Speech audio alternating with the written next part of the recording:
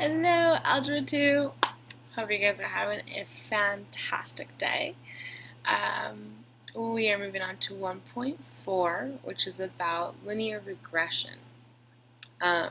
So, we will be fitting scatterplot data using linear models with and without technology, and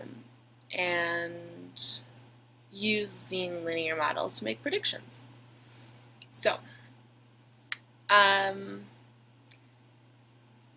first question, is there a relationship between GPA and ACT scores?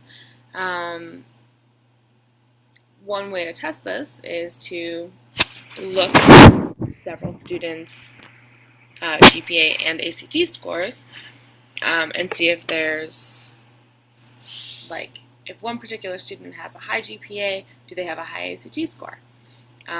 The same thing for a student with a low GPA. Do they also have a low ACT score? So it's kind of what we want to figure out. And so one really good way to test this is with linear regression. Okay. All right. So regression is basically the study of the relationship between two different variables. Okay, so technically it doesn't necessarily have to be between two variables, but two or more variables. We're only going to be looking at the relationship between two, though. Alright, correlation. That's the next thing. So correlation is something that measures the strength and the direction of the relationship. Alright, so here are a few examples of the possible combinations of strength and direction that you could have. So you could have a perfect linear relationship, and that would be such that every single point would lie perfectly on a line. So say, for example, you just happen to get dots that look like this, right? And basically what you're measuring is a single dot on a scatter plot is one individual. So one person, one rabbit, one whale, whatever you're studying, right? And then the two axes are the variables that you're looking at. So if we're doing ACT score versus GPA score, right? It might look like that. And so one dot is one person's ACT and GPA score comparatively. Okay, so I'll show you more how to make those later, but basically this would be this is actually a perfect, not a very strong, but a perfect linear relationship, and it's positive because it has a positive slope, right? If I were to make a line connecting the dots, it would have a positive slope.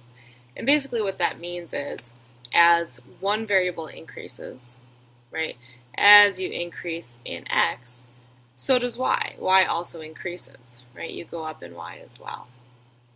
Now this next example, right, we have a lot of dots and they're going down. So you know that this is a negative relationship. But it's not perfect because if I were to draw a line in between all those dots, not every point would lie on it. However, it's still a very strong relationship because what you see is that as one variable increases, the other one decreases, right? And so this is actually a really strong relationship. It's just a negative one because it's got a negative slope. This next example, if you look at the dots, right, they are even less so on a line, but you still see a trend that as one thing increases, the other thing increases, right? So it's still a positive relationship. It's just kind of like weak to moderate. So right, the clustering of the dots, the clustering of the scatter is much wider, right? It's kind of, they're all kind of spread out. And so that kind of indicates that it's a weak to moderate relationship. But since as one variable increases, the other one also increases, then we know it's positive slope. This next example, this pretty much has absolutely no relationship at all. You don't see a trend, you don't see any like clustering of points. It's just very scattered, and you can't even tell if it's positive or negative. So this is like the weakest, probably weakest relationship that you could possibly get. What do you think for this last example? Well, this one is very weak. There's very few points, so you don't really have a ton of information. We like to have more points to make more of to be better statistical analysts. But in this case, this would be a really weak negative relationship. Line of best fit is exactly what it sounds like. It's a line that best fits the data. So for example, with these scatters, right, this would be your line of best fit for the first one. Line of best fit for the second one would look something like that. Line of best fit for the third one, something like that. Line of best fit for the fourth one would be really hard to determine. It'll probably be something like that, but it's kind of pointless to create one. And then for the last one is going to look something like that, right? It basically goes with the general trend of the scatter. Last but not least is the correlation coefficient, and that is a numerical measure of the strength and direction of the scatter. Okay, it's always between -1 and 1. The closer it is to 1 or -1, the stronger the relationship. The closer it is to 0, the weaker. And then a +1 is going to have a positive slope, and a -1 will have a negative slope.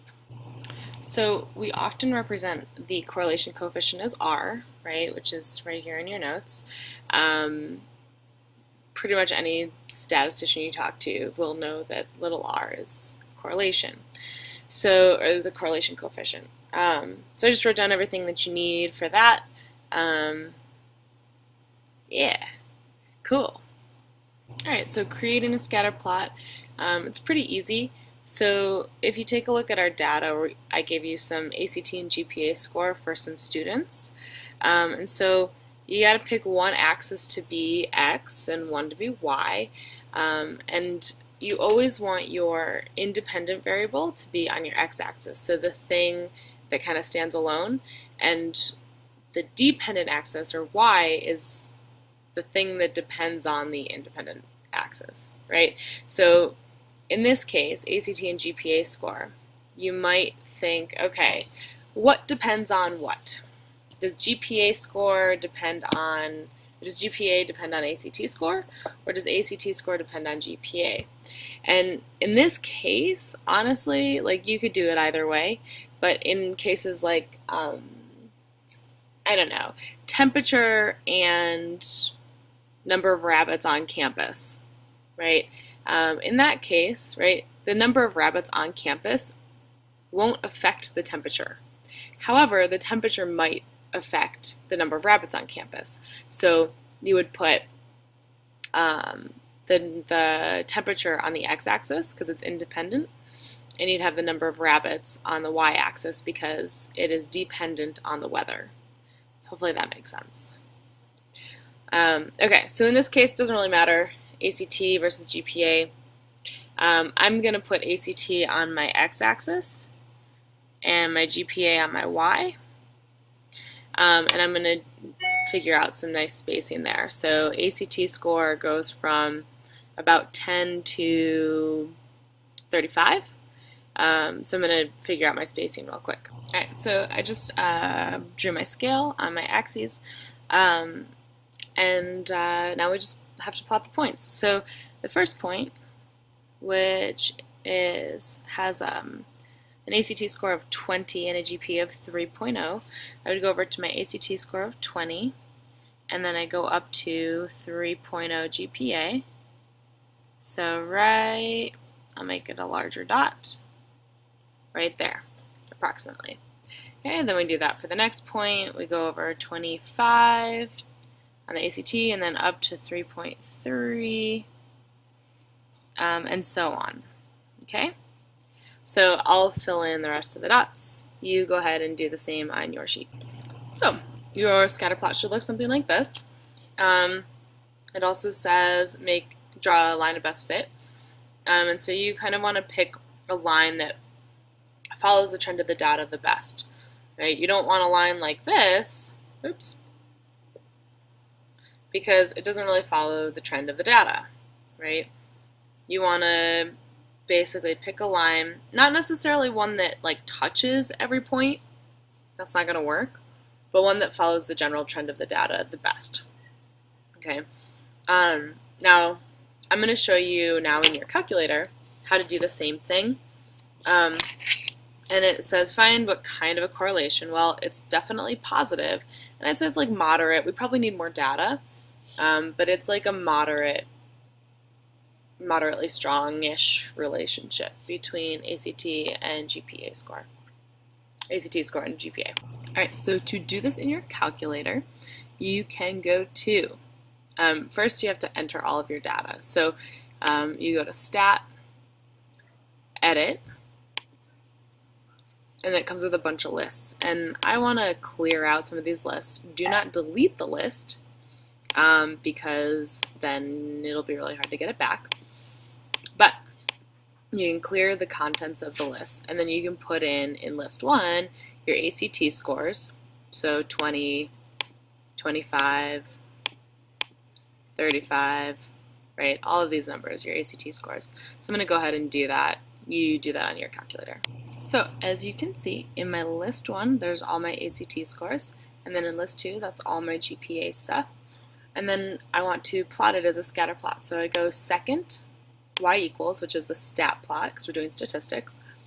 And then we hit enter to go into one of the scatter plots, or one of the plots. Now if it was off, we need to turn it on, because otherwise it won't show. And then you want to pick the one that looks like a scatter plot. Well, first one is the only one that looks like a scatter plot. That one looks like a histogram or bar graph. And then these are things that we haven't actually learned yet. So you pick the scatter plot one, and then it asks, oh, which one do you want on the x-axis? Well, because I want it to match mine, I want my ACTs on the x-axis. That was list 1. If you see here, right above 1, it has list 1. So I hit second 1 to get list 1, and my y list should be L2, second 2, and then I graph, and see nothing's coming up. So sometimes you might have to adjust the screen. If you hit zoom stat, see how it says zoom stat here on 9, hit 9, and then all of a sudden you have this lovely scatter plot. Now if I want my line of best fit or my correlation coefficient R, I can go to stat calc and see where it says lin reg ax plus b. So we go down there, we hit lin reg, and again you put in your list 1 and list 2 for your x and your y. So second 1 for list 1, L2 is just second 2 for list 2. We don't need to worry about frequency list. Store regression equation. Okay, this is like, hey, do you want to store the line of best fit so that it can graph it? And you say, yes, definitely. So you go to vars, variables, y vars, which is y variables, hit function, and then I want to put it in y1.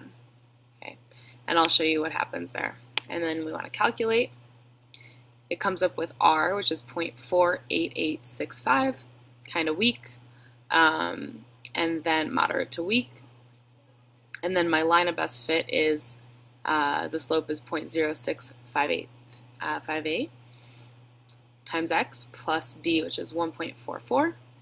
And then if I want to see that as a graph, look at my y equals, go in there, and see now that line is saved in y1. So when I go back to my graph, it actually graphs the line of best fit. So that's cool. All right. I think that's it. Have a lovely day.